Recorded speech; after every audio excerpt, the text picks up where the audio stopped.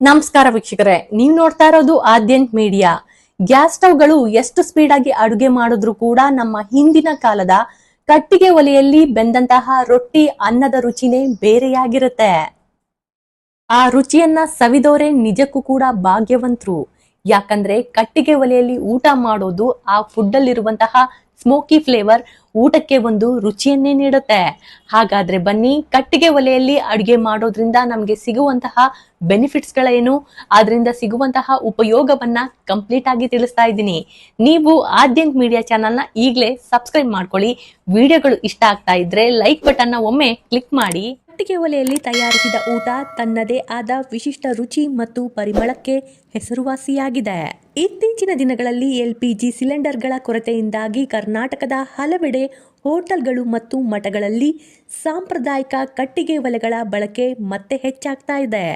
ಗ್ಯಾಸ್ನಲ್ಲಿ ಅಥವಾ ಓವನ್ನಲ್ಲಿ ಅಡುಗೆ ತಯಾರಿಸೋದು ಬಹಳ ಸುಲಭವಾಗಿದೆ. ಆದರೆ ಒಲೆಯಲ್ಲಿ ತಯಾರಿಸಿದ ಅಡುಗೆ ಆರೋಗ್ಯಕ್ಕೆ ಉತ್ತಮ ಎನ್ನಲಾಗುತ್ತೆ. ಕಟ್ಟಿಗೆಯನ್ನ ಉರಿಸಿ ಒಲೆಯಲ್ಲಿ ಅಡುಗೆ ಮಾಡೋದು ಬಹಳ ಹಿಂದಿನಿಂದಲೂ ನಡೆದುಕೊಂಡು ಬಂದಿರುವ ವಿಧಾನ ಆಗಿದೆ. ಆದರೆ ಕಟ್ಟಿಗೆ ಒಲೆಯಿಂದ ಬರುವಂತಹ ಹೊಗೆ ಆರೋಗ್ಯಕ್ಕೆ ಒಳ್ಳೆಯದಲ್ಲ ಅಂತ ಹೇಳಲಾಗುತ್ತೆ. ಈಗಂತೂ ಚಿಂತೆ ಮಾಡೋ ಅವಶ್ಯಕತೆನೇ ಇಲ್ಲ. ಈಗ ಸ್ಮೋಕ್ಲೆಸ್ ವುಡನ್ ಸ್ಟವ್ಗಳು ಬಂದಿದೆ. ಇದು ಹೊಗೆಯ ಪ್ರಮಾಣವನ್ನ ಕಮ್ಮಿ ಮಾಡುತ್ತೆ, ಹಾಗೆ ಆರೋಗ್ಯವನ್ನ ಹೆಚ್ಚಿಸುತ್ತೆ. ಇದು ಕಟ್ಟಿಗೆ ಒಲೆಯಿಂದ ತಿನ್ನುವ ಫ್ಲೇವರ್ ಅನ್ನ ಕೊಡುತ್ತೆ. ಕಟ್ಟಿಗೆಯಲ್ಲಿ ಅಡಿಗೆ ಮಾಡೋದನ್ನ ಪಾಕಶಾಲೆಯಲ್ಲಿ ಪರಿಪೂರ್ಣತೆ ಎಂದು ಕರೀತಾರೆ. ಹಳೆಯ ಅಡುಗೆ ವಿಧಾನದಲ್ಲೂ ಕೂಡ ಕೆಲವು ರೀತಿಯ ಅಡುಗೆಗಳಿಗೆ ಹೋಲಿಸಿದ್ರೆ ಮರದಿಂದ ಉರಿಸಿರುವ ಆಹಾರವು ತುಂಬಾ ಆರೋಗ್ಯಕರವಾಗಿದೆ. ಮರದಿಂದ ಸುಡುವ ಅಡುಗೆಗೆ ಸಾಮಾನ್ಯವಾಗಿ ಎಣ್ಣೆ ಅಥವಾ ಬೆಣ್ಣೆಯಂತಹ ಕನಿಷ್ಠ ಕೊಬ್ಬು ಬೇಕಾಗುತ್ತೆ. ಇದರರ್ಥ ಮರದಿಂದ ಸುಡುವ ಭಕ್ಷ್ಯಗಳು ನೈಸರ್ಗಿಕವಾಗಿ ಅನಾರೋಗ್ಯಕರ ಕ್ಯಾಲರಿಗಳನ್ನು ಕಡಿಮೆ ಇರಿಸುತ್ತೆ. ಇದು ಹೃದಯದ ಆರೋಗ್ಯಕ್ಕೆ ಮತ್ತು ತೂಕ ನಿವಾರಣೆಗೆ ಪ್ರಯೋಜನಕಾರಿಯಾಗಿದೆ. ಕಟ್ಟಿಗೆಯನ್ನು ಬಳಸಿದ ಒಲೆಗಳು 700 ಫ್ಯಾರನೈಟ್ಗಿಂತ ಹೆಚ್ಚಿನ ತಾಪಮಾನವನ್ನ ತ್ವರಿತವಾಗಿ ತಲುಪಬಹುದು. ಈ ತೀವ್ರವಾದ ಶಾಖ ಆಹಾರದ ಹೊರಪದರನ್ನ ಕರೆಕ್ಟಾಗಿ ಉದುಗಿಸುವಂತೆ ಮಾಡುತ್ತೆ. ರಸಗಳು ಮತ್ತು ಪೋಷಕಾಂಶಗಳನ್ನು ಲಾಕ್ ಮಾಡುತ್ತೆ. ಇದು ಆಹಾರದಲ್ಲಿ ತೇವಾಂಶವನ್ನ ಹಿಡಿದಿಡುತ್ತೆ. ಇದು ಹೆಚ್ಚು ಸುವಾಸನೆ ಮತ್ತು ಆರೋಗ್ಯಕರವಾಗಿದೆ. ಮರದಿಂದ ಸುಡುವ ಆಹಾರವು ಯಾವಾಗಲೂ ವಿಶೇಷವಾದ ಹೊಗೆಯಾಡುವ ಪರಿಮಳವನ್ನ ಹೊಂದಿರುತ್ತೆ. ಇದು ಅದಕ್ಕೆ ಆಳ ಮತ್ತು ಮಣ್ಣಿನ ರುಚಿಯನ್ನ ನೀಡುತ್ತೆ. ಕೃತಕ ಮಸಾಲೆಗಳ ಅಗತ್ಯವನ್ನ ಕಡಿಮೆ ಮಾಡುತ್ತೆ. ಇದು ಹೆಚ್ಚುವರಿ ಸೋಡಿಯಂ ಮಟ್ಟವನ್ನ ನಿಯಂತ್ರಿಸಲು ಸಹಾಯ ಮಾಡುತ್ತೆ. ಇದರಿಂದಾಗಿ ಉತ್ತಮ ಆರೋಗ್ಯವನ್ನ ಉತ್ತೇಜಿಸುತ್ತೆ. ವಿಶೇಷವಾಗಿ ಮುದ್ದೆ, ರೊಟ್ಟಿ, ಸಾಂಬಾರ್ಗಳು ಕಟ್ಟಿಗೆ ಒಲೆಯಲ್ಲಿ ಮಾಡಿದಾಗ ಹೆಚ್ಚು ಸ್ವಾದಿಷ್ಟವಾಗಿರುತ್ತೆ.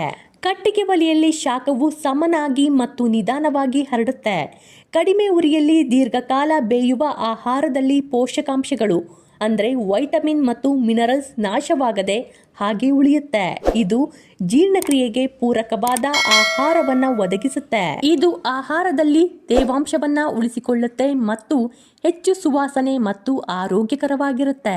ಹೆಚ್ಚಿನ ತಾಪಮಾನವು ಅಡಿಗೆ ಸಮಯವನ್ನ ಕಡಿಮೆ ಮಾಡುತ್ತೆ. ಈ ಕಡಿಮೆ ಅಡಿಗೆ ಸಮಯವು ಆಹಾರದಲ್ಲಿ ಹೆಚ್ಚಿನ ಪೋಷಕಾಂಶಗಳನ್ನ ಉಳಿಸಿಕೊಳ್ಳಲು ಸಹಾಯ ಮಾಡುತ್ತೆ. ಕಟ್ಟಿಗೆ ಉರಿಸಿ ತಯಾರಿಸಿದ ಅಡಿಗೆ ಪರಿಸರ ಸ್ನೇಹಿಯಾಗಿದೆ. ವಿದ್ಯುತ್ ಅಥವಾ ಅನಿಲ ಓವನ್ಗಳಿಗೆ ಹೋಲಿಸಿದ್ರೆ ಇದು ಶಕ್ತಿಯ ಬಳಕೆ ಮತ್ತು ಇಂಗಾಲದ ಬಳಕೆಯನ್ನ ಕಡಿಮೆ ಮಾಡುತ್ತೆ. ಕಟ್ಟಿಗೆ ಒಲೆ ಅಡಿಗೆ ಪರಿಸರ ಸ್ನೇಹಿಯಾಗಿದೆ ಯಾಕಂದ್ರೆ ಅದು ಇಂಧನವಾಗಿ ಮರವನ್ನ ಮಾತ್ರ ಅವಲಂಬನೆಯಾಗಿರುತ್ತೆ.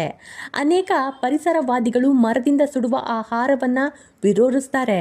ಆದರೆ ವಿದ್ಯುತ್ ಅಥವಾ ಅನಿಲ ಓವನ್ಗಳಿಗೆ ಹೋಲಿಸಿದ್ರೆ ಇದು ಶಕ್ತಿಯ ಬಳಕೆ ಮತ್ತು ಇಂಗಾಲದ ಹೆಜ್ಜೆ ಗುರುತನ್ನ ಕಡಿಮೆ ಮಾಡುತ್ತೆ. ನೀವು ಊಟ ಮಾಡುವಾಗ ನೀವು ಯಾವುದೇ ವಿದೇಶಿ ರಾಸಾಯನಿಕಗಳ ಬಗ್ಗೆ ಚಿಂತೆ ಮಾಡೋ ಅಗತ್ಯನೇ ಇಲ್ಲ. ಯಾಕಂದ್ರೆ ಮರವು ಶಾಖದ ನೈಸರ್ಗಿಕ ಮೂಲವಾಗಿದೆ.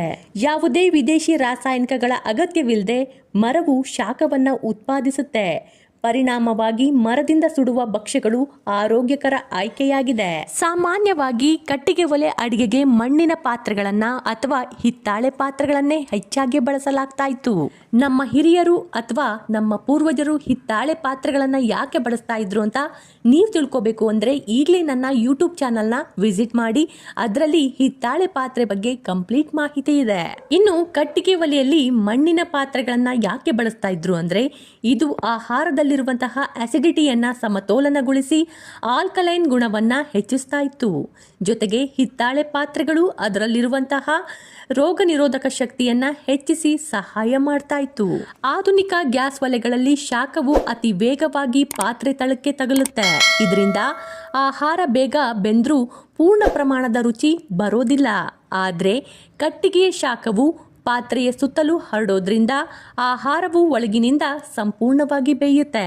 ಹೆಚ್ಚಿನ ತಾಪಮಾನದಲ್ಲಿ ತ್ವರಿತವಾಗಿ ಬೇಯಿಸೋದ್ರಿಂದ ಆಹಾರದ ವಿನ್ಯಾಸವನ್ನ ಸಂರಕ್ಷಣೆ ಮಾಡುತ್ತೆ. ಸೌದೆ ಒಲೆಯ ವಿಕಿರಣ ಶಾಖದಿಂದ ಆಹಾರವು ತನ್ನಷ್ಟಕ್ಕೆ ತಾನೇ ಕ್ರಿಸ್ಪಿಯಾಗಿ ಬೇಯೋದ್ರಿಂದ ಹೆಚ್ಚಿನ ಎಣ್ಣೆ ಅಥವಾ ಬೆಣ್ಣೆಯ ಅಗತ್ಯ ಇರೋದಿಲ್ಲ. ಹೆಚ್ಚಿನ ತಾಪಮಾನದಲ್ಲಿ ಸಕ್ಕರೆ ಮತ್ತು ಅಮೆನೋ ಆಮ್ಲಗಳ ನಡುವೆ ನಡೆಯುವ ಈ ರಾಸಾಯನಿಕ ಪ್ರಕ್ರಿಯೆಯು ಆಹಾರಕ್ಕೆ ಅದ್ಭುತವಾದ ಬಣ್ಣ ಮತ್ತು ರುಚಿಯನ್ನ ನೀಡುತ್ತೆ. ಸಂಶೋಧನೆ ಪ್ರಕಾರ ಕಟ್ಟಿಗೆ ಉರಿಯಲ್ಲಿ ಅಡಿಗೆ ಮಾಡೋದ್ರಿಂದ ಆಹಾರದಲ್ಲಿನ ತೇವಾಂಶ ಹದವಾಗಿ ಕಾಪಾಡಿಕೊಳ್ಳುತ್ತೆ. ಅಲ್ಲದೆ ಪುರಾತನ ಕಾಲದಿಂದಲೂ ನಮ್ಮ ಹಿರಿಯರು ಗಟ್ಟಿಮುಟ್ಟಾಗಿರಲು ಈ ರೀತಿಯ ನೈಸರ್ಗಿಕ ಪದ್ಧತಿಯು ಕಾರಣವಾಗಿದೆ. ಗ್ಯಾಸ್ ಒಲೆಯಲ್ಲಿ ಅತಿ ಹೆಚ್ಚು ತಾಪಮಾನದಲ್ಲಿ ಅಡಿಗೆ ಮಾಡಿದಾಗ ಆಹಾರದ ಜೀವಕೋಶಗಳು ಒಡೆದು ಹೋಗ್ತವೆ. ಆದರೆ ಕಟ್ಟಿಗೆ ಒಲೆಯು ನಿಧಾನಗತಿಯಲ್ಲಿ ಉರಿಯೋದ್ರಿಂದ ಆಹಾರದ ನೈಸರ್ಗಿಕ ಸಕ್ಕರೆಯನ್ನ ನಿಧಾನವಾಗಿ ಬಿಡುಗಡೆ ಮಾಡುತ್ತೆ. ಇದರಿಂದ ಆಹಾರದ ಗ್ಲೈಸಮಿಕ್ ಇಂಡೆಕ್ಸ್ ಕಡಿಮೆಯಾಗುತ್ತೆ. ಇದು ಮಧುಮೇಹಿಗಳಿಗೆ ಮತ್ತು ತೂಕ ಇಳಿಸುವವರಿಗೆ ಬಹಳ ಸಹಾಯಕ. ಇತರೆ ಶಕ್ತಿಯ ಮೂಲಗಳನ್ನ ಬಳಸೋದಕ್ಕಿಂತ ಮರದಿಂದ ಅಡಿಗೆ ಮಾಡೋದು ಹಗ್ಗವಾಗಿದೆ. ಮರದಿಂದ ಬೇಯಿಸಿದ ಆಹಾರದ ರುಚಿ ಉತ್ತಮವಾಗಿರುತ್ತೆ. ಯಾಕಂದ್ರೆ ಅದು ಮರದಿಂದ ನೈಸರ್ಗಿಕ ಸುವಾಸನೆಯನ್ನ ಹೀರಿಕೊಳ್ಳುತ್ತೆ. ಹೌದು, ಅಡುಗೆಗೆ ಬಳಸುವ ಸೌದೆಯ ಮೇಲೆ ರುಚಿ ಬದಲಾಗುತ್ತೆ. ಉದಾಹರಣೆಗೆ ಮಾವಿನ ಸೌದೆ ಅಥವಾ ಹಲಸಿನ ಸೌದೆ. ಇದು ಆಹಾರಕ್ಕೆ ಬೇರೆ ಬೇರೆ ರೀತಿಯ ಪರಿಮಳವನ್ನೇ ನೀಡುತ್ತೆ. ಹೆಚ್ಚು ರುಚಿ, ಆರೋಗ್ಯಕರ, ಹೆಚ್ಚು ಪೌಷ್ಟಿಕ ಆಹಾರ ಮರದಿಂದ ಸುಡುವ ಅಡುಗೆ ಊಟವನ್ನ ತಯಾರಿಸಲು ಉತ್ತಮ ಮಾರ್ಗವಾಗಿದೆ. ಆಹಾರದೊಂದಿಗೆ ಬರುವ ಸ್ಪಷ್ಟವಾದ ಹೊಗೆಯ ಸುವಾಸನೆಯು ಉತ್ತಮ ಆಹಾರ ರುಚಿ ಹೇಗಿರಬೇಕು ಎಂಬುದನ್ನ ನೆನಪಿಸುತ್ತೆ. ಹಿಂದೆಲ್ಲ ಹಬ್ಬಗಳು ಅಂತ ಬಂದ್ರೆ ಮನೆಯಲ್ಲಿ ಕಟ್ಟಿಗೆ ಒಲೆಯ ಅಡುಗೆನೆ ಆಗ್ಬೇಕಾಗಿತ್ತು.